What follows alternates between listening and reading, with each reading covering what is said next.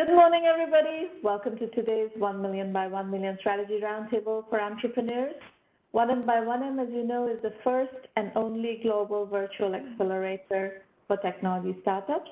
Our mission is to help 1 million entrepreneurs reach $1 million in annual revenue and beyond. And in support of that mission, we do these free mentoring roundtables week after week after week, month after month, year after year. This is the 579th session. We started back in the fall of 2008 with an experiment that then blossomed into the full-fledged 1M1M program.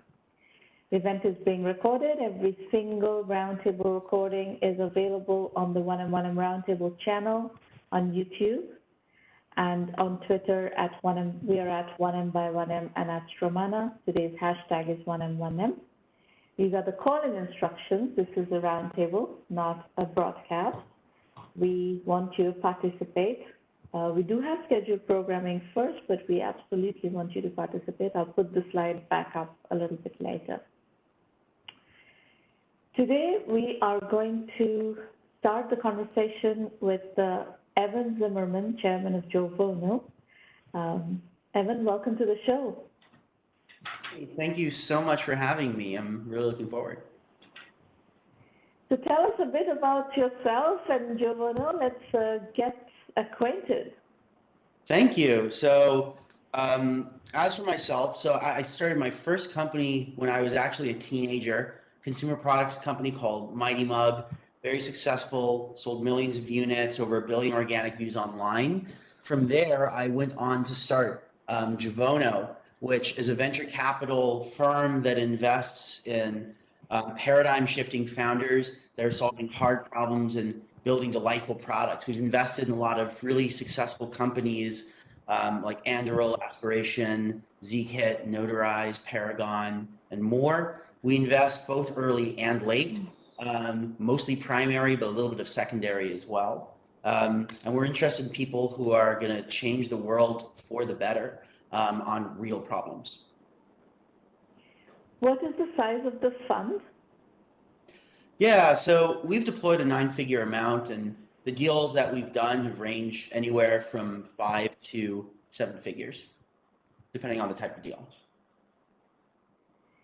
So let's get a little bit specific. You know, the early stage investment ecosystem, which is our focus area, has become quite fragmented at this point, right? It's, you know, before it was seed and Series A, now it's pre-seed, well, friends and family, and then pre-seed, seed, post-seed, pre-Series A, small Series A, large Series A, traditional Series A, etc. So where in that spectrum do you position your activities?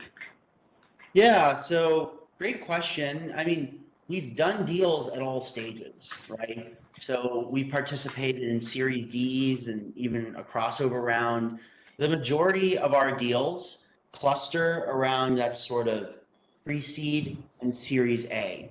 Now, to be clear, we actually have, I think, 2 or 3 companies where we were the absolute first check, like we're investor number 1. But most of our investments are not at that point. Most of them are when the company does exist. It may still be in the stage of development. So you may still be working on the first version of your product. But by the time you talk to us, you usually have at least one kind of proof point, even if it's technical or even if it's early in the market. All right. So let's talk about sectors. Where do you like to invest? Yeah, so for me, a lot of people, when they talk about a sector, they're talking about like a vertical, like they're saying I only invest in healthcare, or something like a stage or B2B or B2C. So we are looking for something a little different in terms of the type of strategy. So whether you're in a particular industry or B2B, B2C isn't what we're necessarily looking for. We're looking for people who are leveraging long industry or technological tailwinds. And so that doesn't necessarily mean the market has to be huge at the time that you look at it. YouTube is a great example. When YouTube started, the video market was really big, but the online video market was really small. It was just growing really fast. And we also look for things that commoditize a complement a lot of the time. So the idea is if you think of like peanut butter and jelly, those are complements, right? If you have peanut butter, you want to have jelly. But sometimes you have complements that are a little less obvious. So if you take the example of Apple, for example, Apple's complement is actually software developers. The app ecosystem is the complement to the iPhone and Mac OS and all that stuff. And with a lot of the things they just came out with in WWDC, they're commoditizing their complements. They're taking a lot of things that developers do, and they're actually turning that into the operating system level, and therefore making software developers a little less valuable in their ecosystem, even though it's really important. So people who are doing that kind of thing are people who are pursuing a strategy that we're really excited about. But in terms of things like we don't invest in, like a lot of people have a prohibition on biotech. We've done a biotech deal, and we're actually looking into one right now. We don't do a lot of them, but we're open to almost anything. And what is geography? What is the geography focus for you? Yeah, so we mostly invest in the U.S., but we actually have done a number of deals outside. So the people who invest in the U.S. primarily do so for a few different reasons. Some people, it's just because, they don't feel like they can actually understand the local market or something like that. But a lot of people are also, there are tax considerations and some logistical legal considerations. So we've done a number of deals in Israel, and we've done a deal in the UK. You're seeing actually a lot more funds going to Latin America, where we haven't done a deal yet, but we're totally open to it. So for Jovono, we're totally fine doing deals in any geography. It's just that the majority of them have been in the US. So one kind of deal that we haven't done yet, just because of the way that we run Jovono and sort of the scale of the firm, is there are a lot of people who are working on versions of companies that service a local market. It's like Airbnb for Brazil or something. So that's a kind of company that I'm sure will be quite successful. And if you're working on that, I wish you the best of luck. We don't feel like that's where sort of our competence or area of focus. The companies we've invested in outside of the US are technology companies. They're companies that have made something that's literally the best in the world, and they just need some help getting into markets outside of their original market or even penetrating their local market. And because it's something that can be globally dominant and is the absolute best in the world, we feel like saying, hey, if you have a worse technology but you're based in the US, that means you should get our check. No, if you have the best technology in the world. And one thing too is, where are you located? I'm based in California. Okay. In Silicon Valley or in Southern California? So I jump between the two. Okay. So let's do some examples. You've talked about a variety of deals that you've done. So let's take some examples. And what we'd like to do in these kind of case studies, let's say, is to understand your process. In what state did you discover this company? How did that company come to you, or how did you find that company? What state were they in? What is it about that company that really captured your imagination sufficiently to make you want to write a check? So not just what those companies are and what they do, but also the process of your journey with them. Yeah, definitely. So one example I'll talk about is Paragon. They're doing really, really well. We actually invested the week that they got into Y Combinator. But they were, people who I, in this case, had already known and been following, and I'd actually been brainstorming with them about their startup. And by the way, there are a number of founders where it's not the right time for us to invest, but we still talk with them and help them come up with their ideas and introduce them to investors who might be more relevant for them. And we think it makes sense, and they're a strong enough, founding team that they'll provide value even if it's not a fit for us. And a really important thing for us was proof points. So we invested in the pre-seed. We were one of the earliest investors in Paragon.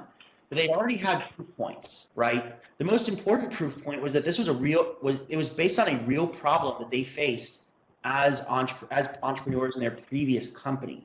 In fact, one of the What do they do? so what Paragon does is Paragon makes a SaaS product that allows developers to build integrations with other SaaS products very quickly. So let's say that I'm a website and I want to have a Salesforce integration. Instead of learning how the Salesforce API works, I just use Paragon, and they handle all that stuff for me. And they had proof points. They'd already built early versions of the product. They already had attracted a few other investors, but it was very small. It's not like they had a lead. They already had, again, encountered that problem. In fact, I was a client of one of the founders, and we encountered that very problem.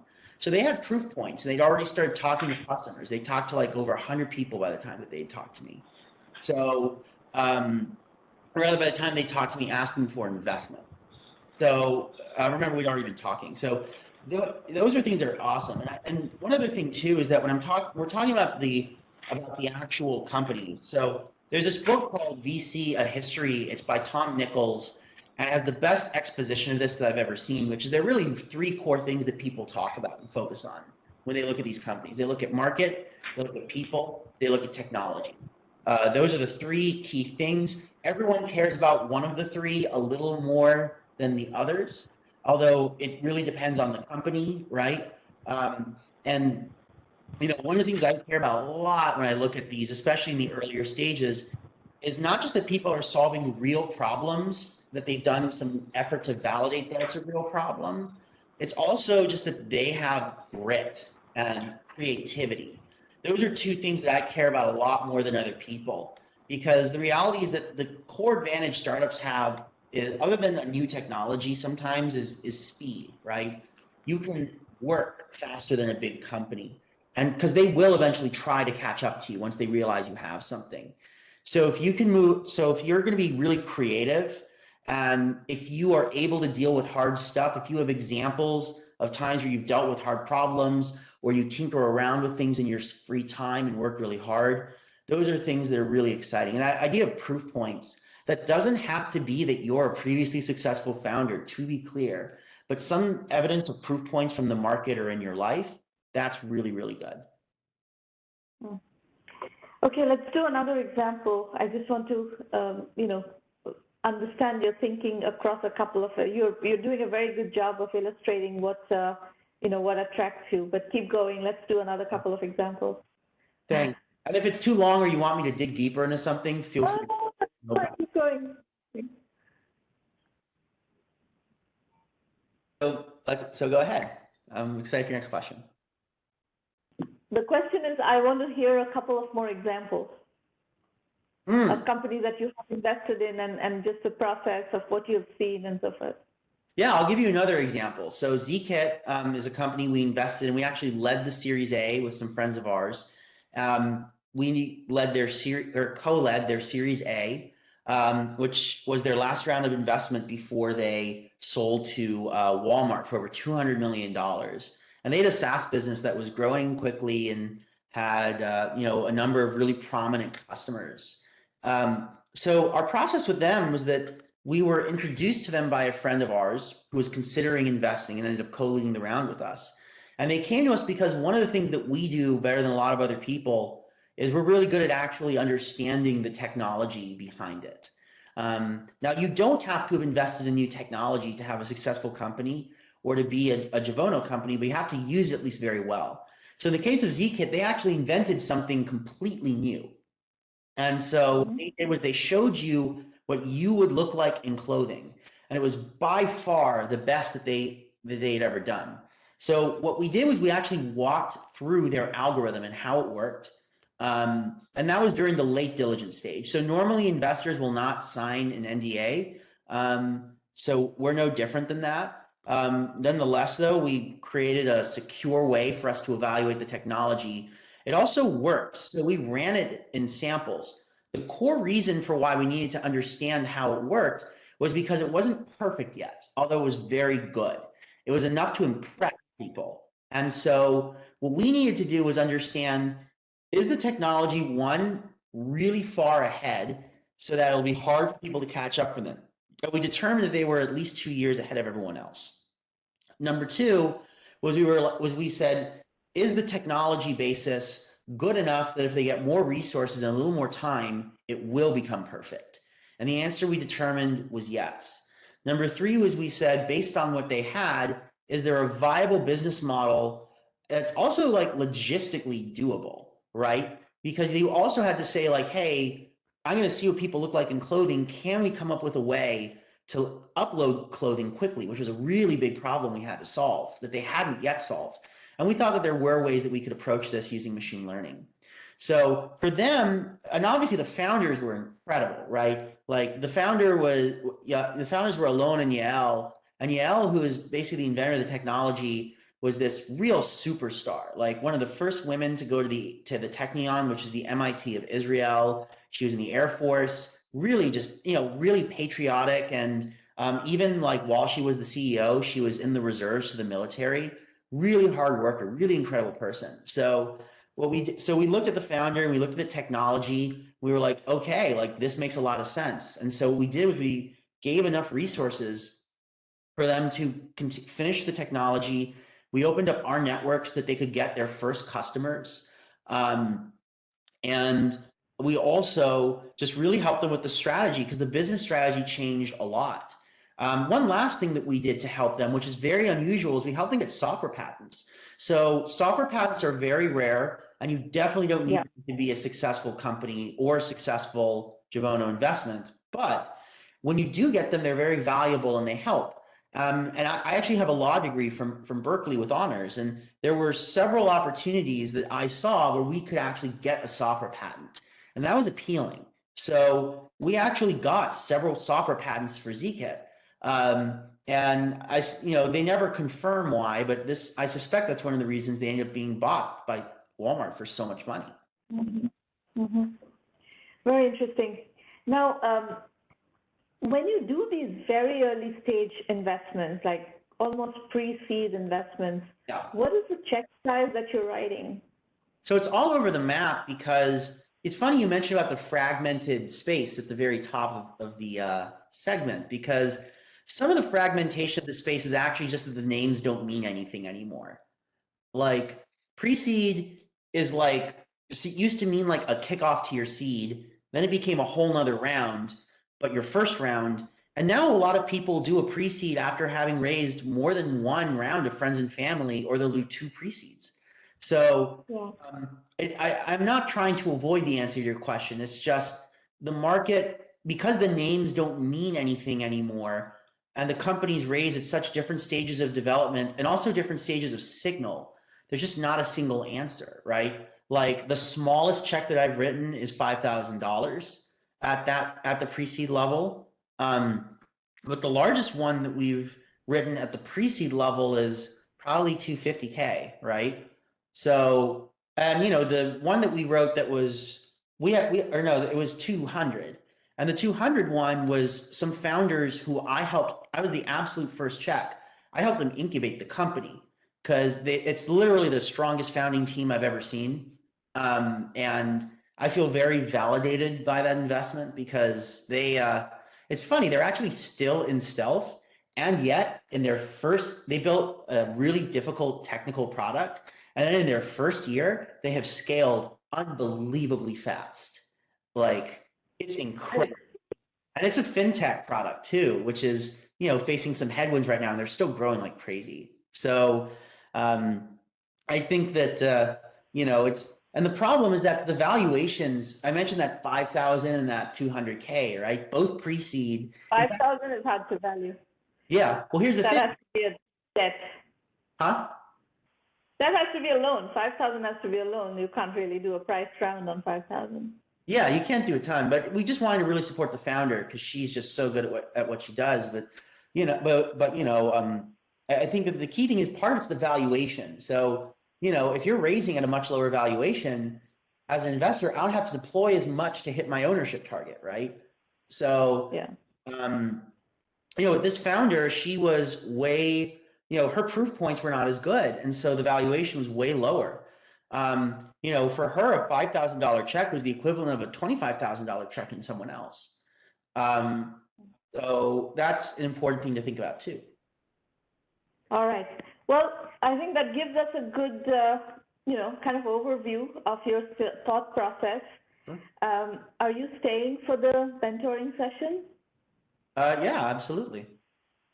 Okay, terrific. All right, let's get into that then. So we're going to go into the mentoring session, folks. Remember, this is a safe working session. This is not Shark Tank. We're not trying to entertain millions of people. This is a working session where we are going to listen to your pitch and your strategy and try to give you constructive feedback.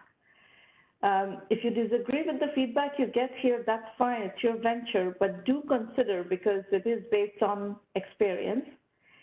We're going to start with Dhaval Patel. Dhaval, please go ahead and unmute your line and talk about what you're doing.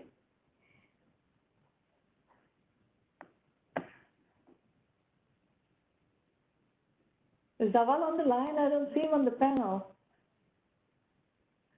Maureen, should I switch to Gaurav? Is he still having technical difficulties? I know he had technical difficulties when we were starting up. Okay, well.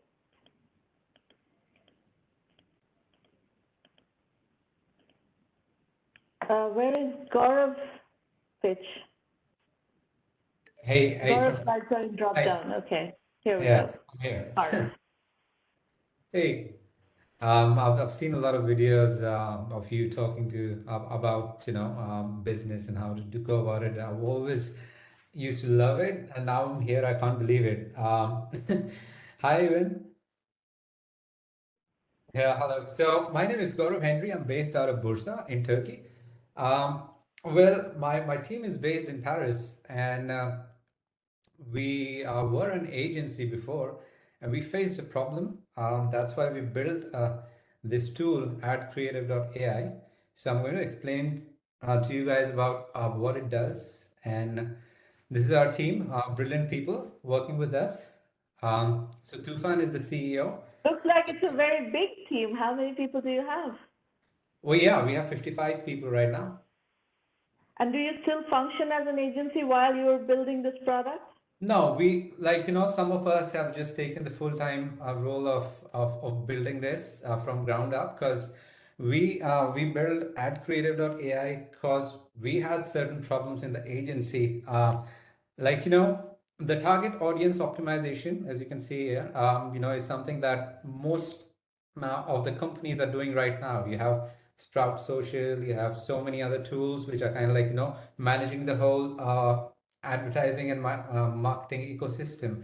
And budget optimization is something that the machine learning algorithms of Google ads and Facebook ads would tell you anyways, right?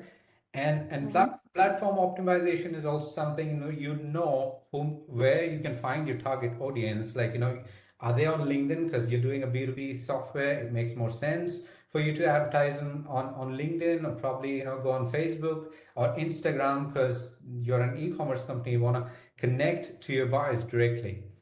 But there's nothing on the market which tells you how your creatives are doing. You have your ad creatives, the visuals itself, along with the messaging. I don't know what would be my ROAS, return of ad spend, right, on any campaign that I do. So my designers would come to me and say, hey, this ad looks fantastic, what do you think about it? And it's subjective, right? Art is subjective, visuals are subjective. And we look into it and say, hey, you know what, this looks fantastic, let's go ahead, guys. So probably for a Pizza Hut or McDonald's, and we would say, hey, you know what, this ad creative looks brilliant, and let's post it. The engagement, not so much. Brands would come after us and tell us that, hey, you know what, the ads are not converting.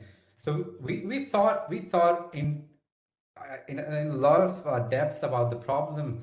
You see, all of these three things that you have, the target audience optimization, budget optimization, and platform optimization, is nothing compared to how your visuals look because that's like the 70% of it. People look at your ad, they don't look at what your budget optimization is, or if your target audience is looking at your ad and it is not backed by data.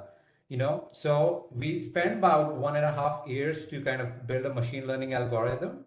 um, and can you please move on to the next slide? I'll show you how it works. So we build a platform which gives you exactly, with a 95% probability of predictive analysis, that this ad is going to do better than, and we generate all of these ad creatives in a matter of seconds. So imagine you want to advertise on Instagram, Facebook, LinkedIn. You have to think about so many different size of formats, the square, the story Mm-hmm. format, the landscape, Right. so many different ads you have to create. Even if you were to give your design team, hey, you know what, we need to create all of these ads, it'll take you at least about, a couple of hours to design all the ad creatives in different format to post. What we build is like, with our AI platform, you can generate all of these in less than 10 seconds. I'm not Mm-hmm. kidding. So what you do is we have an AI we have an AI copywriter, which is obviously we've integrated with GPT-3. So, we can, and we have trained it to generate specifically the ad copies which would do well for a target audience, right? So Mm-hmm. let's say I'm advertising to marketers, right? So what would my messaging be? I give it a subject, and the text generator generates a headline for me. I would use my own tagline, right? My call to action button, which can be learn more, shop now, whatever it is. Use an icon which you can, choose from a list on our platform, and then that's it. You upload your product image, and we generate all of these creatives in every format for all the social media posts, Google ads, even something like a Google Performance Max, where you need a lot of creatives, just to A/B test everything. So, Mm-hmm. this tool kind of like, we when we built it, it was not perfect, but then we launched it on Product Hunt. We got like 760 upvotes on that day, and then Mm-hmm. it caught up No, this like sounds wildfire. very interesting. You're absolutely right. It's on the creative side, it's largely a manual process still. So Yeah. so now So the it's million like dollar question with a lot of AI is, does it work? What are you learning? Are you testing on actual use Yeah, yeah, cases, yeah, and yeah. what are Let's you let's learning? let's go on to the next slide. I'll show you exactly how it works. Okay, this is a customer acquisition. You can move on to the next slide. I'll come back to this again. Right. So you see the Nike ad here, right? So Mm-hmm. what makes me click on the advertisement is because the product is centered. I have a shoe in the center, which is my, so we've actually fed our machine learning algorithm a lot of high performing ads, from our partner networks. So we have a lot of How advertisers do and you have the market. data for performance of the ads? Like, Sorry. or how do you have the performance data for the ads? Like, how do you label them? So yeah, we get it from the ad networks. So the whole thing is kind of like, we know which ads are doing well, how much is the CTA and everything. So our advertising partners kind of like, give that information out to us, and then we feed it to the machine learning algorithm, and we basically look at the creatives, why they are doing well, like the placement of Nike, the product placement, which is Nike, and which is mentioned on the left hand side. What are the color combinations which are used, how is the brand consistency, where are the fonts placed, what was the text used, is it consistent across all Nike ads, or probably, or so, what is the font size, what appeals to. So all of this data is fed into the algorithm, and then we like over a period of time, we were able to predict that if we were to create these kind of visuals, they would do better than the ones that people are developing on, probably say Photoshop or Canva. So this is actually like a Canva on steroids. Basically, you don't have to do any manual effort, and we would generate like winning ads for you. And we've seen people increase their return of ad spend to about 14 times without data backed creators. So, So what kind of data as the user do I have to provide you? sorry, Evan, I didn't hear you. As the user, what kind of data do I have to provide you to generate this?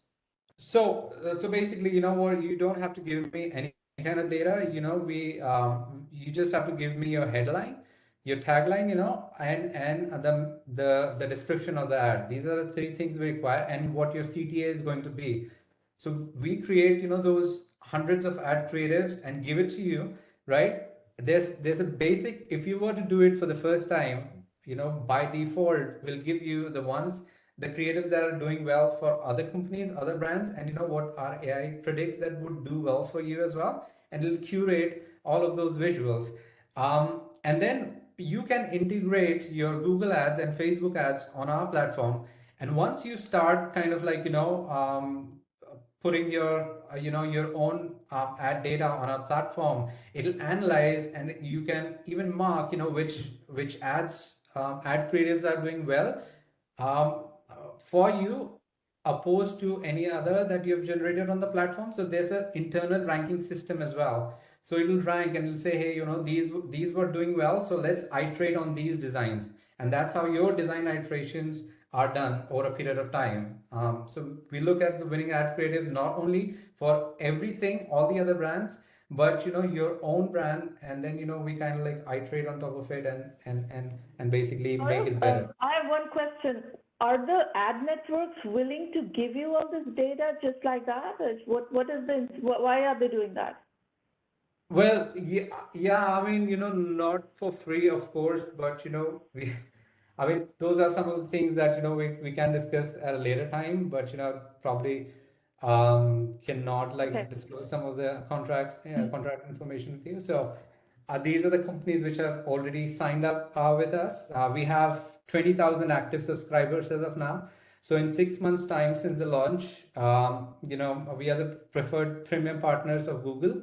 Only 3% of the companies in the world, enjoy that, and that's why we can give like $500 of free credit for anybody who joins us. So are these customers? Yeah, sorry. Are these customers you're showing us? Yes, yes. These are the corporate clients we have. So for Gojek, we do Gojek food completely, like because they, all the companies which have a problem generating creatives in a short period of time, and they need like 40,000 ads to display during the day. They can just press a button and generate all these ads according to all the formats that they have. So we have a white label solution as well for their ad format.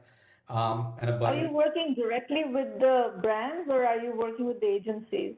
So very good question. Our ICPs are three. One are like the startups, people who want to kind of like, solo advertiser or solopreneurs who want to kind of like, just are looking for a cheap solution and a very good solution. I mean, we call ourselves like great designers at a cheap price, right? So we have those designers on our budget who are like really talented. So for $29, you can get a monthly subscription.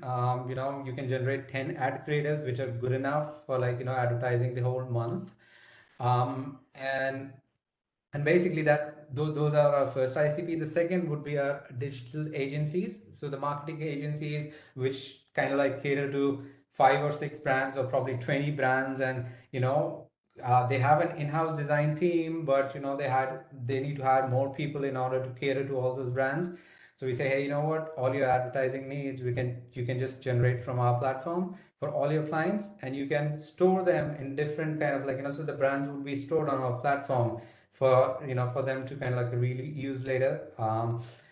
We recently What is the pricing on an agency account like that, multi-tenant agency account? So yeah, it depends, So we go as from $49 to about $299 as well, based on the number of creatives you want to download per month, right? So for like So these 600 odd people who are using the product right now, are they paying customers? So sorry, how many? There are 20,000 people right now, paying customers. 20,000 people using the product. Yes, yes. Paying customers. Yes, they are paying customers. And what's the Fantastic. average contract value? So it's about $99.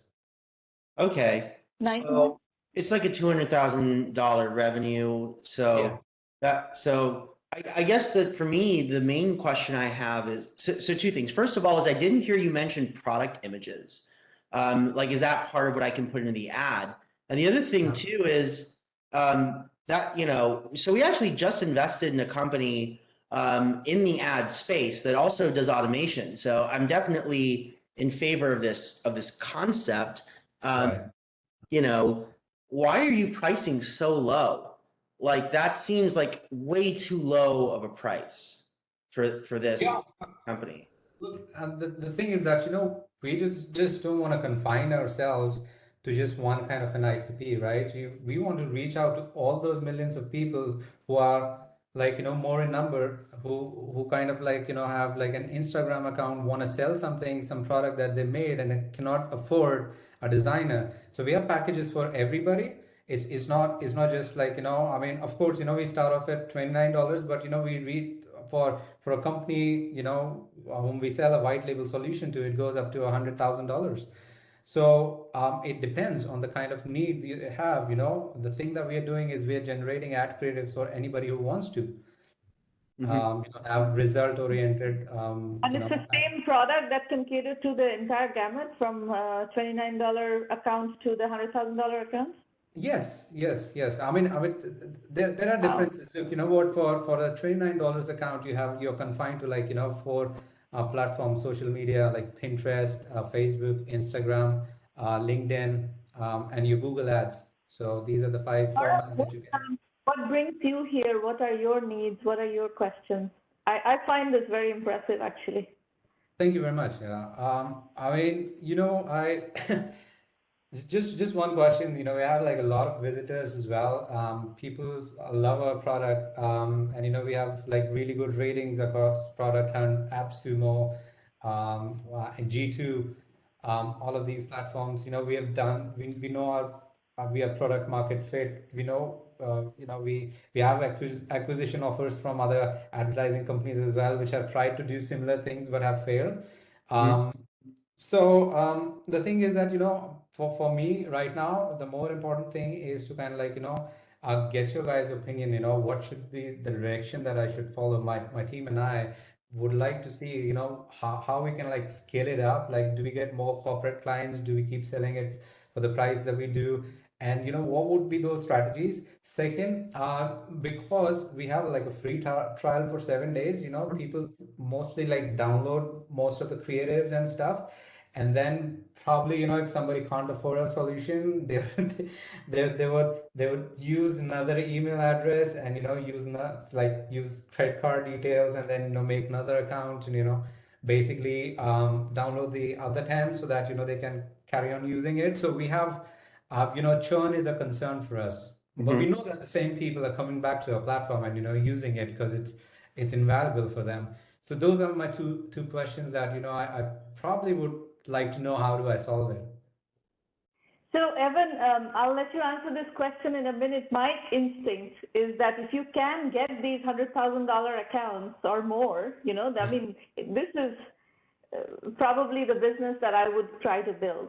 Evan, what is your gut? Yeah, I think this is great. So I would say a few things to think about. And it's funny you mentioned that there's a GPT-3 component because be careful, Right. he is by the same guys as looming around the corner. So that's a bit of a latent risk to think about. So I would say number one is offer more value. So offer more ways that people can customize things. Like you mentioned the Nike thing, right? Like if I can give you an image of my shoe and you'll automatically place it for me, or resize it, or maybe I can give you 10 shoes and you can pick which one. My guess is that's not functionality you have today, right? Yeah, we have Oh, absolutely. great, great. Yeah, So, we either but you if I can. give you 10 shoes and you can pick which shoe will work for me. Well, not that, but you can upload your product images, and then, we can make the creative out of it, without you having to go and make it yourself. Sure, sure. So I would say a few things pop to mind for me. So number one, eliminate your free tier, raise your prices. So I understand that you're competing on the low end with like Fiverr and those kinds of guys. And I actually think that there is value in having like the long tail use your product. And I do think that having a tier that's competitive with that makes sense. Eliminate the free tier.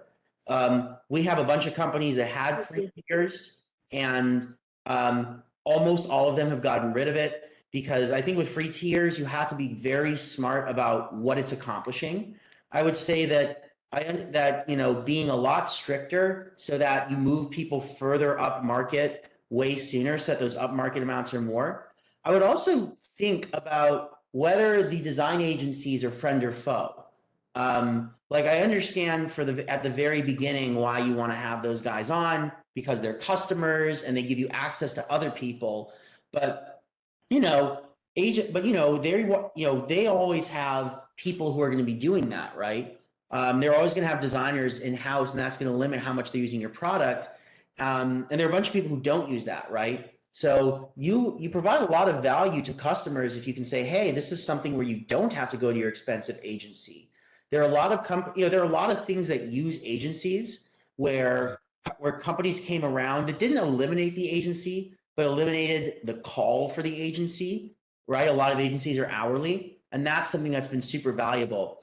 One last thing I would think about is, it's funny you mentioned the automation, because this makes me think a lot about, particularly for the scaled customers. So the not scaled customers don't need this, but for the scaled customers, they're actually, and they don't even have to be that scaled.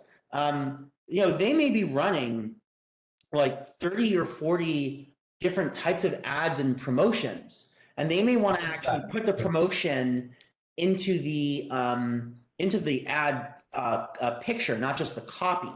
And so I would say, thinking about automation tools that you can offer people that go into other automated campaigns, and attaching that to some kind of maybe consumption-based pricing is something that might make a lot of sense. Now, consumption-based pricing is important to note. That's a very interesting point, man. Evan, and we are in talks with, like a lot of companies around it, especially, if I just had a coffee with, some of the VPs at Xandr. It's one of the biggest, ad networks out there. They were of the opinion that we should do something like that, because, we should charge based on, the generation, and that the kind of like percentage of the ad spend, rather than, how many creatives they are generating. Because at the end of the day, we are increasing the return of ad spend, so if they make more money, why can't we have a part of it? So, so those. Gaurav, I have Right. a thought on this from a process point of view. If Right. you're catering to a very large number of customers across a very large number of segments. Right. If you focus more on the larger customers, the six-figure deal size customers, Right. and you really deep dive into the six-figure deal size customers, and take the product input from them, Right. and drive your product direction in that direction, and then the rest of the strategy you derive from that. But that is your driving strategy. I think that will probably resolve a lot of the questions that you're dealing with. I would say one thing I would add on to that and sort of refine a little bit is that I definitely, for this kind of product, the truth is that the only thing you really need for the long tail is ad spend, right? There should be absolutely, this isn't something that needs customer support. It's not something that needs enterprise features like SSO, which you can actually use for price discrimination. For the long tail, all you need is to strip down the product that you're building for the enterprise customers to its most basic forms, and say, what do the enterprise people specifically ask for at the long tail currently is not. Right. But like I said, I see the value actually of having the long tail, especially because some of those people are going to grow to be bigger, and they're going to be like, why the hell should I be paying a design agency when I'm used to paying an equivalent of $5 an image or whatever it is. Like, they'll be addicted to it. They won't, like, when we got started with Mighty Mug, at the very beginning there were agencies, and now there are platforms like Fiverr that we use, and it came out early enough that we got addicted to it. Like, we hardly use design agencies for our ads because we're like, I can't justify that kind of spend. But I would just say that the automation is where you're going to have, I think, both the most opportunity and the most forks in the road. Because when you're talking about ad automation, especially in the age of ATT changes, Right. you know, you're not going to be generating a ton of first party data on ROAS. Like you're going to be generating some, but like compared to the big platforms, you're not, right? And so you're going to want to have some automation tools, but the question of how much do you try to get people to go into your platform and use you for the automation versus how much do you plug into the existing automation and try to help people with using the tools they're already using while not getting abstracted away and commoditized. Those are things that I would really be thinking about as good strategic, because one possible future for you is that you have a successful business, you become a thing that people use to automate this, but then people realize this is a thing you can do. There are 10 different machine learning approaches. And because people realize this is really about automation, like the next generation of Sprout Social ends up plugging into all of these and they end up $1 billion company and this ends up a $50 million company, right? That's a future that you have to be really careful about. And it's a very plausible risk depending on how the automation part goes. True, true. We understand that. Gaurav, one other question you asked is about your acquisition offers. You're getting already acquisition offers. So that Yeah. the answer to that question really is your personal choice. You have a business that I do believe has a very significant TAM. So if you want to build a full-scale, funded company, I believe you can. You have enough validation. It's an interesting enough space that is still kind of open that you can build a significant company here. At the same time, if your acquisition offers are already starting to turn up and you're seeing good numbers, it really is your choice on, whether you have the stamina to build something much bigger. Yeah, I mean, in the pipeline, we have Add You Need, which is like the whole automation thing going on, and we would probably release it in an year's time. We have, I mean, we don't have time to talk about it, but I would probably want to discuss it in detail some other time. But yeah, we are planning some pretty big things for us. In fact, guys, tomorrow is our product hunt launch for the version 2. So, if you guys come on product hunt and give your upvotes, it'll be awesome. So version 2 of AdCreative.ai is going live tomorrow. We have improved a ton of features. We got a lot of feedback from our customers about, some of the things that we had to streamline. So now the text generator is an integral part of the Ad Creatives, not like a separate tool which we had. I mean, I couldn't explain. I can explain you better if we could have done a demo here. Probably if you could have logged into the tool, use the tool, and show, just take 2 minutes. Normally, the amount of time we spend on each presentation is smaller, but today, because Dhaval couldn't connect, you got a lot more time at this session. I'm the fortunate one, I think.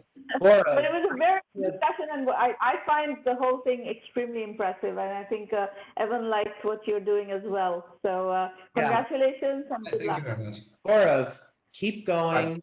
Definitely send me a demo. Also, I would love to send this to some other companies and see if maybe they can be customers. Just my quick advice, unless it's something truly outrageous, I would ignore the acquisition offers. We ignored it. We ignored it completely. Yeah. We're not getting acquired right now. Yeah, and again, your big risk is commoditization. Okay, so everything that I would say as you sort of build your business, there's the scaling part, which you have to focus on, but then creating value add that's hard to commoditize. That's the other thing I would really be thinking about as you scale. But I'm excited to see your product launch. Just DM me the link on Twitter and I'll upload it. Oh, perfect, man. Thanks so much. It means a lot. One thing that, on that note of commoditization, what if Facebook or Google build this into their ad tools is something that you should also think about. Well, yeah, they are our premier partners in Paris. We have lunches with them at Google Office and stuff. They're practically incubating us. At Google they kind of give us money. I mean, the good scenario would be if they acquire you to put that into their tools. That would be a fantastic outcome. I mean, definitely not. Why not? I mean, it's we understand as well that this is something that can be a part of a big ecosystem and not like a standalone tool. So, Evan, and you got it spot on, and we understand the limitation and what are the possibilities as well. So, I mean, pretty grounded on it. Very, very good work, Gaurav. Well, congratulations. Thank you. Thank you so much. All right, folks, we're going to just spend a few minutes going over 1 million by 1 million, and then we can go to a little bit more Q&A, but we are coming to the end of the session. If you like what we do here at 1M, please refer the program to serious entrepreneurs. All the resources are available online. So this is a completely digital program, 1M1M.com. Go there. Start reading the blog. We have people who've been reading this blog for 13, 14 years and have built significant companies based on the learnings from just reading the blog, okay? The Entrepreneur Journeys book series is a case study-based series. You will find a dozen books dealing with specific topics. We have these roundtables happening every week. You can come as many times as you want. You can pitch for free once, but you can come as many times as you want. The real acceleration program, the full acceleration program, is 1M Premium, and there you can come every week, multiple times, as many times as you want. It's a 1-year annual membership fee kind of program, but you can, a lot of entrepreneurs have been in the program for many years. So our, biggest company, I guess, out of the program is Freshworks that went public at $10 billion plus valuation last fall. Freshworks was in the program for 3 years. The first 3 years of their process, they were in the program. So we have no concept of graduation or anything. You can use the program as long as you want to. And in the premium program, we give you access to the full digital curriculum, which is over 3,000 hours worth of recorded material, case studies, video lectures. We have thousands of case studies of successful entrepreneurs. You learn from them. And there is also access to this kind of online mentoring in the private roundtable, same, but you have access to that every week. We help you with business development where we have contacts. By joining the program, you have access to our Rolodex as well. Financing, we do work with hundreds, actually over 1,000 investors at this point, but we have a policy on whom we would, at what point we are ready to introduce you. You have to be quote unquote fundable by our judgment before we introduce you to investors. The other thing we do is focus on investor entrepreneur fit. We try to find investors who focus on your stage, your sector, your business model. The questions that I was asking Evan are the questions that determine investor and entrepreneur fit, right? People have very specific ideas about what they want to invest in, and you kind of have to tune in with their preferences to get to an investor entrepreneur fit. Go to the self-assessment on the website. It's a free tool that gives you a good sense of due diligence, venture due diligence. So run that on your business and see where you stand. We focus heavily on bootstrapping. Bootstrap first, raise money later is our core mantra. So go through the bootstrapping course. It's a less than 1 hour course on the website. Many 100,000 people have studied this course. So it is, one of those classics in the industry that people who are, looking at bootstrapping versus fundraising go through. We have a ton of material that we have released in the last about 12 months on Udemy. So you can also start your learning process on the Udemy courses if you like. There are about 30 courses. The list is also available on the website or on my instructor page on Udemy. The entire 1M curriculum is available for $99 a month, all you can eat as 1M Basic. So that's another way you can learn as well. And then we have the premium program that I discussed. So go to the website, go look at what to expect from premium, what to expect from basic, FAQs, video FAQs, investor introduction policy, description of the curriculum. It is a case study-based curriculum. As I told you, we have hundreds of unicorn case studies, many, many hundred venture-funded case studies, many, many, many hundred bootstrap case studies. So all of that is available for you to learn from. And the thing is about these case studies is that for different kinds of businesses, there are blueprints available of how entrepreneurs put one foot before the other. And it's incredibly helpful to have those insights of how people have done it before, so you can copy some of those blueprints. And it's very effective. Our mantra is do not go to investors as beggars, go as kings. So proof points is really important. Every single investor that we work with resonates with proof points. So the more you can get to proof points with bootstrapping, the more you become fundable. That is the reality of the industry. So that is it. 2 more roundtables in June, and then I think we have roundtables all of July. We have a bit of a break in August, but most of August also we have roundtables. So it's not like we're taking the summer off or anything. You're very welcome to come and use the program. We can take Q&A questions right now. If anybody has anything that you want to talk about, please let us know in public chat or dial in and ask your questions. If you have questions about the 1M1M program after the show, you can contact Irina at 1M1M.com, and she will be happy to get on the phone, WhatsApp, Skype, email with you. And that is all we have by way of scheduled programming today. Evan, it was really great having you, and I think the conversation with Gaurav and your inputs on it were fabulous. So we are very happy to make your acquaintance and look forward to working with you. Thanks, Ramana. I really appreciate the time and coming here. Gaurav was great, and if anyone has any questions, I'm happy to answer them. Thanks for having me. It was a pleasure. Anybody, questions quickly? I don't see questions and I don't see hands up of people wanting to connect in. So I'm going to adjourn the session. We'll see you here next week. Evan, goodbye and thank you again. Thank you so very much, Ramana. Bye, Gaurav. Great work.